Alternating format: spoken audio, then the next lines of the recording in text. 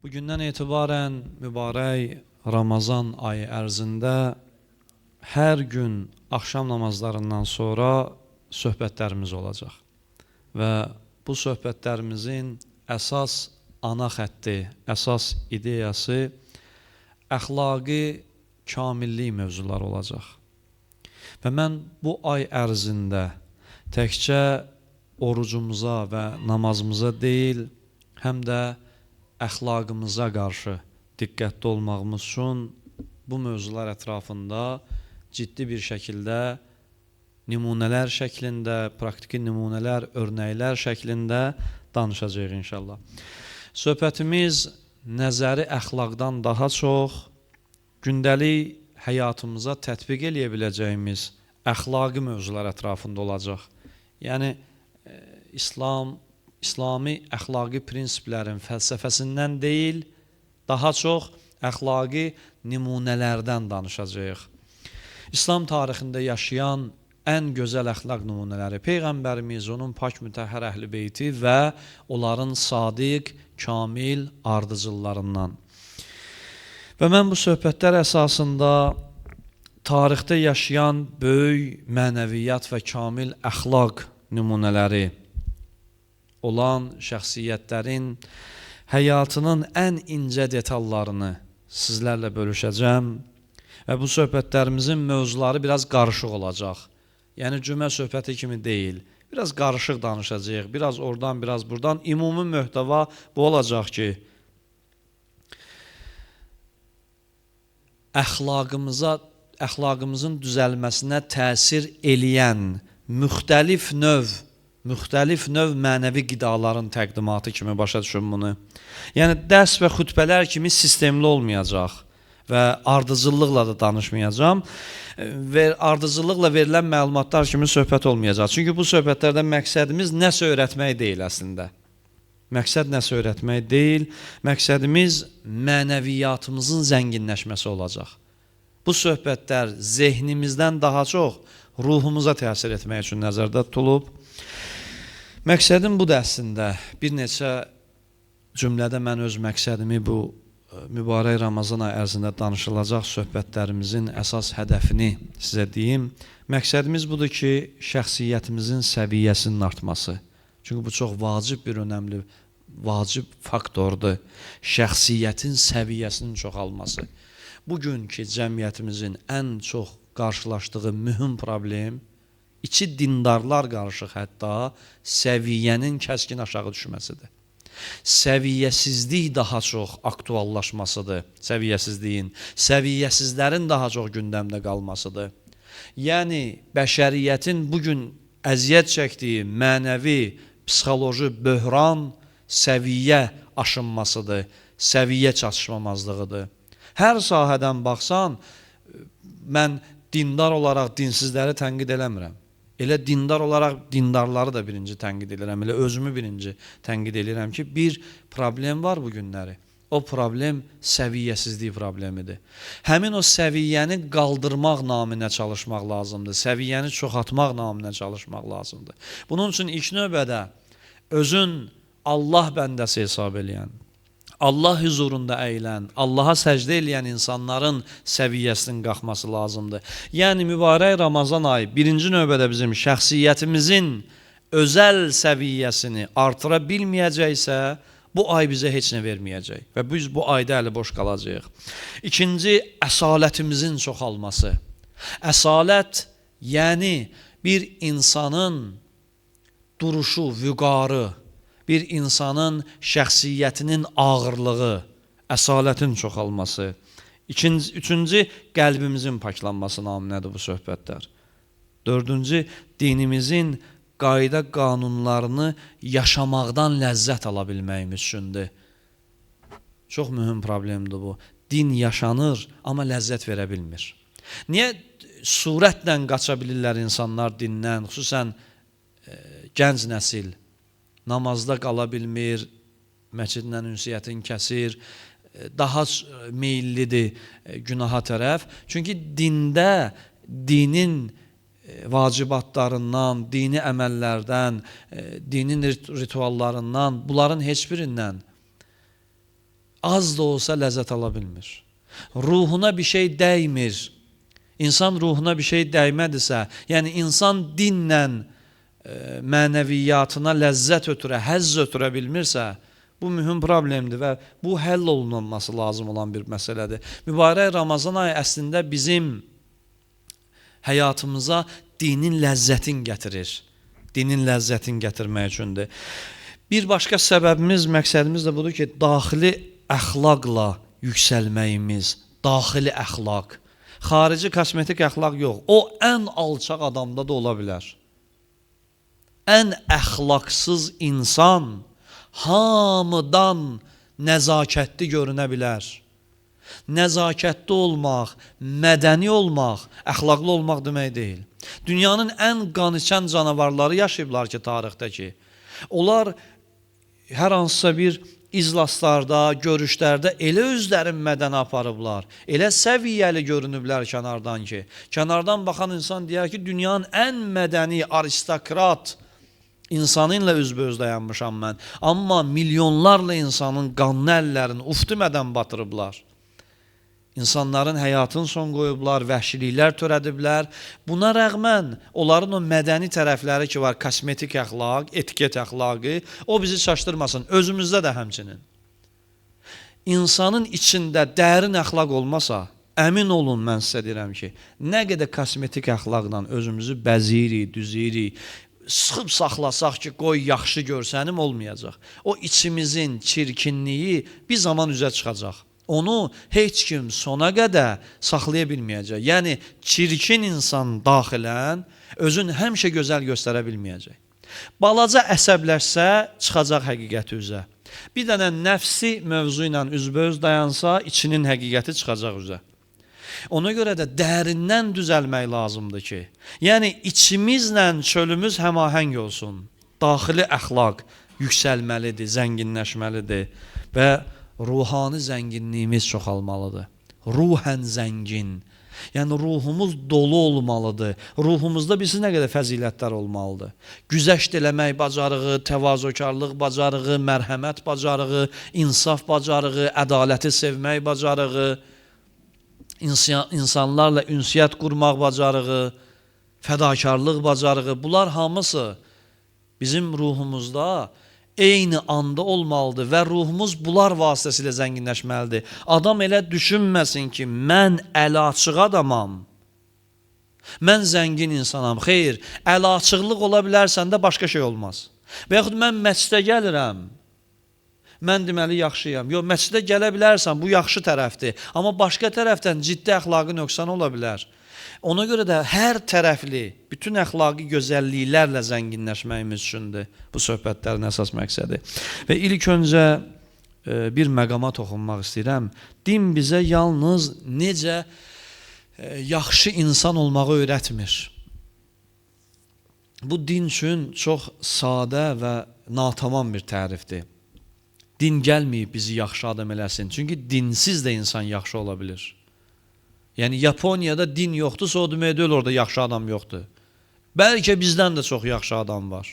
Bəlkə yox, elə fakt elədir ki, görsənən budur ki, çoxdur. Səliqə sahmanı çevirlər, düzlüyü sevirlər, cəsarətli və s. və ilaxır. Bunlar çox şey vardı onlarda. Bu o deməkdir ki, elə din gəlib yaxşı adam eləməyə. Mən gedib Yapona təsəvvür edin, deyirəm ki, yalan danışma.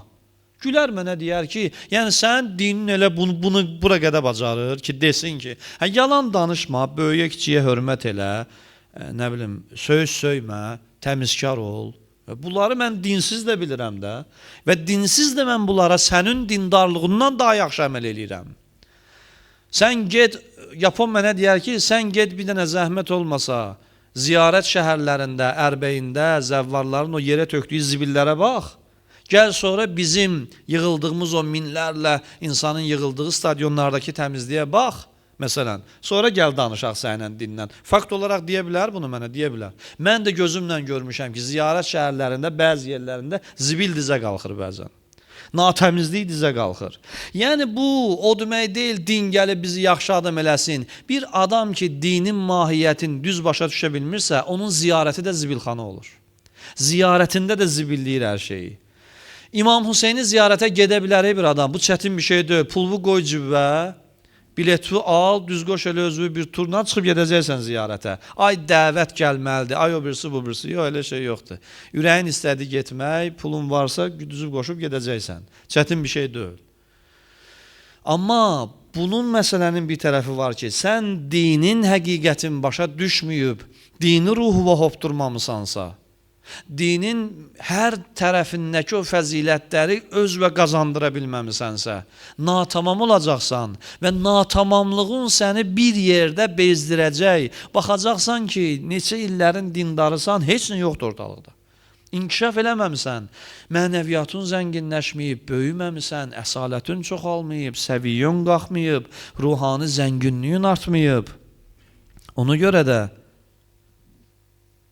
din bizi yaxşı adam eləmək üçün gəlməyib. Din biz elə başa düşməyək, ancaq pis adamlar üçündür. Gəlib ki, pis adamları yaxşı eləsin. Bu deyil. Din gəlib ki, bizə müqəddəs həyat yaşamaq öyrətsin. Müqəddəs həyat, qüdsi həyat. Nədir o müqəddəs həyat? Yəni həyatın ən ali dərəcəsidir. Ən ali.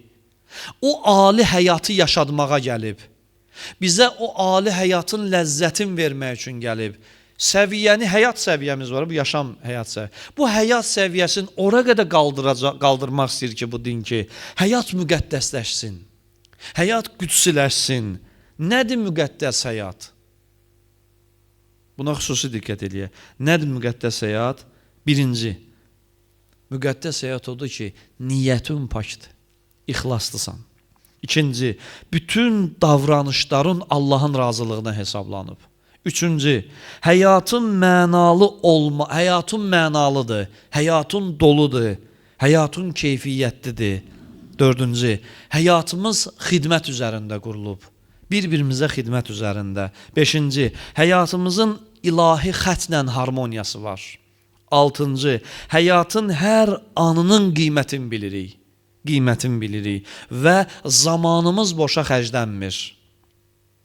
Bütün Ramazan ayı boyunca danışacağımız bu söhbətlər bu 6 dənə qaydanın üzərində olacaq. Mən əslində bu 6 qaydanın praktiki nümunələrini sizə göstərməyə çalışacağım İslam tarixindən. Bu saydığım 6 dənə nəzəri tərəfi yaşayan insanlar necə yaşayıblar? Nələr eləyiblər tarixdə, nə nümunələr var onlar haqqında, necə eləyiblər belə yaşaya biliblər, onlardan danışacağım ki, bizə təsir eləsin. Bütün Ramazan ayı qeyd elədiyim kimi öncədən bütün hər bir söhbətimizin mövzusu baba 6 məsələ olacaq. Mövzumuzun əsas adı isə budur, müqəddəs həyat. Ramazan ayı həyatımıza müqəddəslik gətirən bir aydır. Müqəddəs sözünün mənası bilirsiniz nədir? Müqəddəs sözü barədə kiçik bir məlumat verim sizə. Müqəddəs sözü qaddəsə feilindən törəyib ərəb dilində. Qaddəsə, yəni pak olmaq, yəni hər cür çirkinlikdən uzaq olmaq deməkdir. Bütün pisliklərin fövqünə qalxmaq. Allah müqəddəsdir. Yəni bu mənadadır ki, Allah çirklənməyin fövqündədir. Kəbə evi müqəddəsdir. Yəni Kəbə evi bütün növ nöqsanların fövqündədir. Çirkabın fövqündədir. Bu mənada həyatımızda müqəddəs o zaman olacaq ki, bütün növ çirkabları ondan təmizləyib atmağı bacaraq. Və müqəddəs həyat, yəni bütün çirkinliklərdən, pisliklərdən, günahlardan uzaq bir həyat. Günahsız ləzzət almağın mümkün olduğu həyat. Günahsız ləzzət almağın mümkün olduğu həyat. Yəni müqəddəs həyat. Və bütün söhbətlərimiz bu Quran ayəsinin ətrafında olacaq. Uca Allah Şəms surəsi 9-cu ayədə buyurur ki, qad əfləhə mən zəkkaha. Nəfsini təmizləyən qurtuluşa çatdı və qad xabə mən dəssəhə və onu çirkinliyə bulaşdıran isə ziyana uğradı, məhrum oldu. Təfsirlərdə qeyd olunur ki, Həzrət Peyğəmbər sələvatullah bir gün bu ayəni, indi oxuduğum bu ayəni oxuyandan sonra halı dəyişdi Peyğəmbərimizin. Resulullahın halın dəyişməsini görən sahabələr tez əl-ayağa düşdülər. Ya Rasulallah, nə oldu? Peyğəmbər sələvatullah deyir, elə bu zaman əllərin qaldırdı və belə dua elədi. Bu ayəni oxuyur, ardınca da o duanı eləyir. Buyurdu ki, ey mənim Allahım, sən özün mənim nəfsimə təqva əta elə. Nəfsimə təqva əta elə. Sən mənim nəfsimin sahibi və Rəbbisən. Özün onu pakla. Sən ən gözəl paklayansan. Diqqət eləyin Peyğəmbərin duasına. Söhbətimizin ilk hissəsində bu hədisi ona görə oxuduğum ki, tək başına nəfsimizlə bacara bilmərik. Mümkün deyil. Görəndə ki, nəfsimiz əldən gedir, birinci işimiz bu olsun ki, Allahdan kömək istəyəsən. Peyğəmbər nə dedi? Buyurdu ki, sən özün onu pakla ilahi. Yəni, mənə qalsa bacarmayacam, çünki çox güclüdür. Elə bir əjdaha var içimizdə ki, özümüz onunla bacarmağımız mümkün deyil. Tək onunla bacarmaq, bilirsiniz necə? Bir başın kəsəcəksən, ikisi çıxacaq. O ikisini kəsəcəksən, dördü yetişəcək. Nəfs, belə deyil, elə məğlub elədin, yorulub oturacaq yerində. Bir tərəfin düzəldəcəksən, başqa tərəfindən baş qaldıracaq. Belə bir civə kimi bir şeydir də, tutmaq istəyəcəksən, tuta bilməyəcəksən, döyüşmək istəyəcəksən, buradan zəiflədəcəksən, başqa yerdən güclənəcək. Fikrin qalacaq bu tərəfində, bunu düzəltdin, başqa tərəfdən başqa problem çıxdı ortalığa. Nəfs belədir ki, o 7 başlı əjdaha kimi əhatəliyib insanı, haradan hücuma keçirsən, mütləq onu məğlub elədin, başqa problem çıxır. Və ölən günə qədər də bitməyəcək. Belə deyil ki, bitdi, mən nəfsimi məğlub elədim, nəfsimi tərbiyə elədim, bitdi artıq, nəfs mənim nəzarətim altındadır. Kim belə düşünürsə, bilsin ki, artıq nəfs onun torbasını tikib. Nəfs onu aldadıb. Belə düşünən insan. Nəfsdən Allahsız mübarizə aparmaq mümkün deyil. Allah kömək olmadan, Allaha arxalanmadan, Allahdan kömək istəmədən heç nə bacarmayacaq o ilə. Unutmayaq ki, istək bizdəndir, kömək Allahdandır. Kömək həmişə Allahdan gələcək. Heç bir mənəm deyən insan var, mən. Heç bir mənəm deyən insan özü ilə bacara bilməz əgər Allah kömək olmasa. Mümkün deyil Allahın lütfu olmasın, mən özümdən bacarım. Ay, mən Quran əzbər bilirəm. Ay, mənim ibadətim var, mən düşüb səhərdən axşama ziyarət yollarında qalmışam. Ümrə sənin, Kərbəla mənim, Məşəd onun. Bunların heç bir insana kömək eləməyəcək. Əgər Allah kömək eləmirsə, Allah kömək olmasa. Yəni, ilahi kömək yoxdursa, sənin əlində olan heç bir xarici fəzilət sənə dəstək olmayacaq. Allah kömək olmursa. Əksinə, bəlkə də batıracaq səni. Bəlkə də ibadətin təkəbbür gətirəcək. Bəlkə də ziyarətin təkəbbür gətirəcək.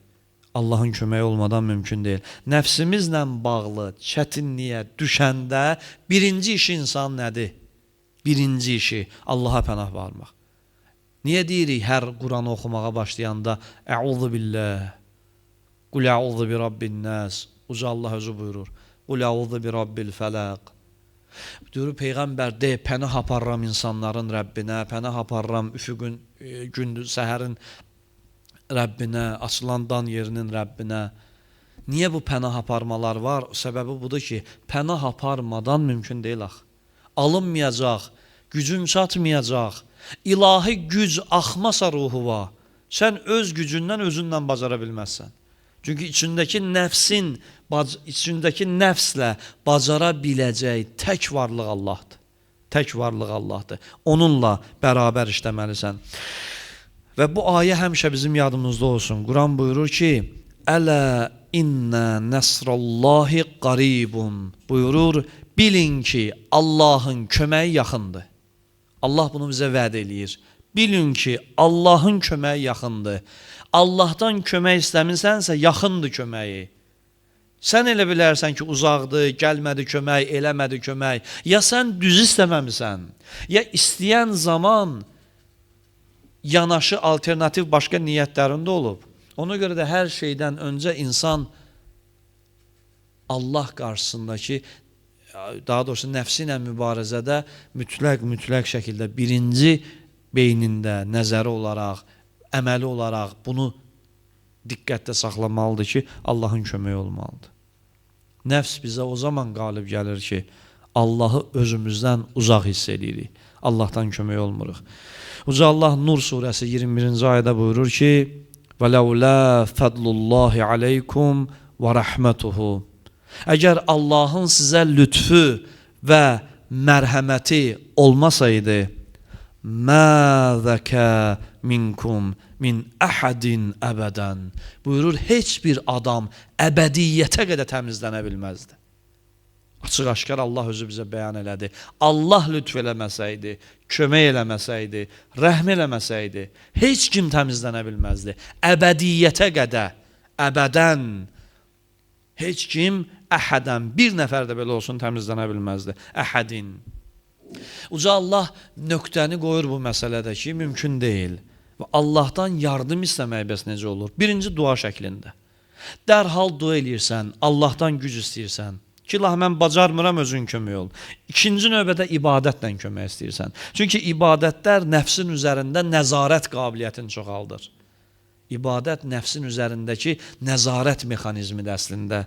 Və ibadətlər bizə yük kimi gəlməsin. İbadət yük kimi bilirsiniz niyə insana ağır gəlir? Daim nəfsin üzərində dayanan bir ilahi qamçıdır ibadət. Ona görə insan ibadəti bəzən sevmir ki, o qamçı nəfsə dəyəndə ağrıdır axı. Kimisə bədəninə qamçı vursa, kimin xoşuna gələr ki? Bax, ibadət o nəfsə vurulan qamçı misalındadır. Birinci etapda belədir, birinci mərhələdə. Birinci mərhələdə ibadət nəfsi qamçılayır ki, nəzarətinə ala bilsin ki, ona ilahi ləzzəti dadızdıra bilsin. Biz bəzən heç o mərhələni keçə bilmirik. Bizi çox korlanır da işlər. Biz gəlirik, düzəlirik, bir mərhələyə çatırıq. Sonra bir dənə böyük günah, bir də getdik, düşdük arxaya. Yenidən biraz güc yığırıq, toparlanırıq, gəlirik. Artıq o mərhələni keçmək ərəfəsinə çatanda yenə bir dənə ağır günah getdi, düşdü arxaya. Belə ona görə bəzən insan mənə deyir ki, sən danışdığın alimlərin heç birinə biz bənzəyə bilmərik, övliyalardan ola bilmərik, ariflərdən ola bilmərik və yaxud da mümkün deyil onlar kimi olmaq. Bəli, mümkün deyil. Nə qədər ki, belə həyat varsa ki, İbadət yanında günah, ibadət yanında lazımsız, mənasız işlər, ibadət yanında bunlar. Bunlar tərk olunmayana qədər, ibadət sənin üzərində nəzarəti öz üzərinə götürməyənə qədər, vallahi insan bu zamanın, bu gözəlliyi, bu dünyanın içində də belə Allah dostu ola bilər. Çox rahat Allah dostu ola bilər. Yəni elə düşünməyək ki, bu dünyada, bu zamanda Allah dostları yaşaya bilməz. Allah dostları keçmişdəydi. Bu zamanda da Allah dostu ola bilər. Bir şərti var ki, ibadət o qədər üzərimizdəki nəzarətin gücləndirsin ki, artıq nəfsimiz onun tərbiyəsi altına keçmiş olsun. Yəni, bir yerə qədər gəlib çatıb, sonra bir dənə günah eləyib, o nərdivandan yıxılan insan olur. Bir misal çəkim, 10 mərtəbəli bir nərdivan təsəvvür eləyin. Qalxmısınız, 9-cu mərtəbəyə çatmışsınız da.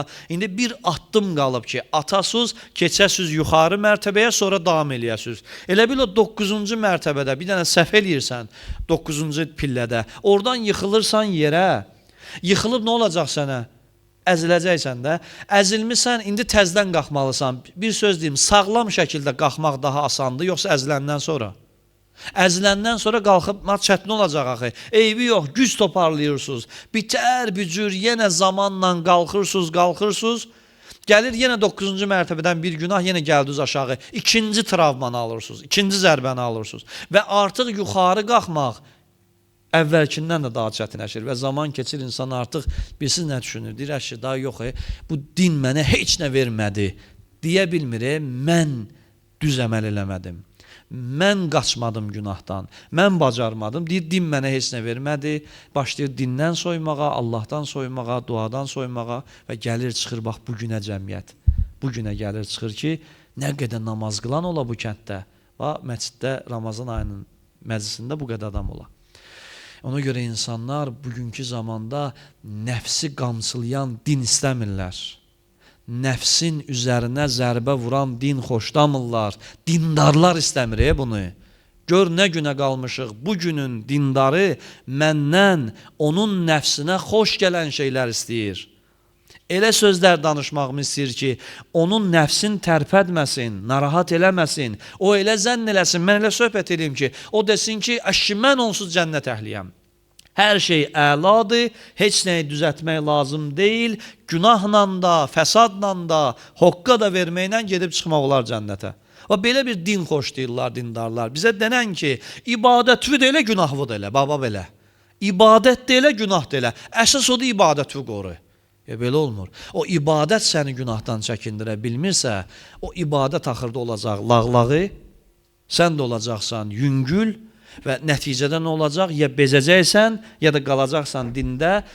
Necə ki, o bəzi qalanlar var ki, dindən çıxmaqları qalmaqlarından daha yaxşıdır. Yəni, bilmirsən ki, nə günahla mübarizə apara, belə deyək də, heç kimin kənardan qınamıram. Allah eləməsin, belə öz başımıza gələcək. Amma məsələ burasıdır, mən işi qınayıram, əməli, şəxsin özün yox. Yəni, bir adamın düşüncəsini qınayıram, onun əməlini qınayıram ki, insan bir həddə gəlib çıxar ki, nəhayətdə baxar dinə, düşünər ki,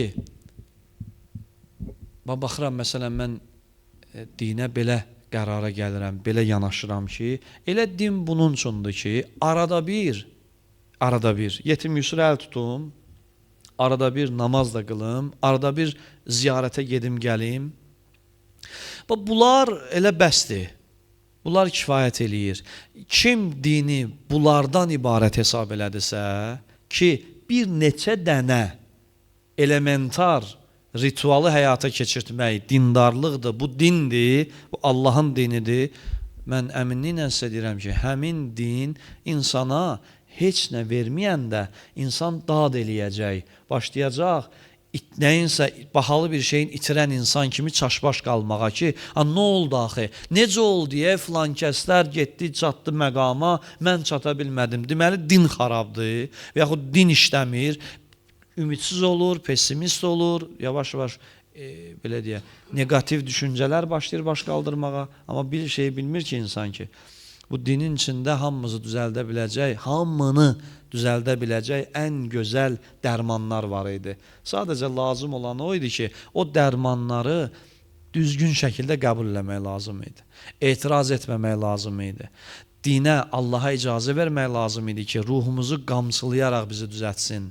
Yəni, birinci mərhələni keçə bilmək lazım idi. Biz birinci mərhələni, yəni o dinin bizim nəfsimizə vurduğu qamçıların ağrısında dözə bilmədik. Allahdan istəyirəm ki, bu mübarək Ramazan ayı gəlir, ilk söhbətlərimizdir. Nəfsimizin üzərinə qamçı vuranda din vasitəsilə ağrısından qorxub dindən qaçmayaq. Ağrısından qorxub dindən bezməyək. Necə ki, bezməmisiniz buradasınız. Maşallah bugün oruc olmuşsunuz, nəfs yemək istəyib, nəfs su istəyib, amma ona rəğmən o ibadət o nəfsin üzərinə qamçı vurub. Su istəyəndə yox, otur, olmaz. O olmaz sözü nəfsə qamçıdır. Nəfsin qamçısı odur, olmaz. Allah görür, Allah icazə vermir. Elə o Allah görür, Allah icazə vermir, olmaz qamçıdır. Bugün nəfsinizi qamçılayıb gəlib oturmuş burada. Elə başa düşməyin, rahatdır bu. Çətindir və bu işin öhdəsindən gəlmişsiniz. Və siz elə bir mərhələdəsiniz ki, içimən qarışıq. Biz bacara bilənlər mərhələsindəyik. Bacara bilənik. Bacara bilənlərdən olmaq istəyirik, yox ha. Bacara bilirik ki, buradayıq. Hal-hazırda bacara bilməyimizin nümunəsi burada əyləşməyimizdir. Bacara bilənlərdənik. Ona görə bu bacarmaq xüsusiyyətini əldə saxlayaq və bu müqəddimə olsun bu söhbətimiz. Allah nəsib eləsə, sabahdan da etibarən inşallah dediyim kimi praktiki nümunələr əsasında mən nəfsin təmizləmiş insanların, nəfsini tərbiyə eləyən insanların, istər müasir dövrümüzdə yaşayan, istər keçmişdə yaşayan, istər Peyğəmbər dövründə, Əhl-i-Beyt dövründə yaşayan insanların həyatlarından nümunələr vasitəsilə inşallah sizlər üçün geniş, ətraflı və mənəviyyatla zəngin söhbətlər hazırlamışam. Allah nəsib eləsə, onları sabahdan etibarən bu müqəddimədən sonra sizlərin diqqətinə çatdırarıq. Allah bizi bu mübarək ayın hörməti xatirinə dindən vasitə kimi istifadə eləyərək nəfsini tərbiyə edənlərdən qərar versin inşallah.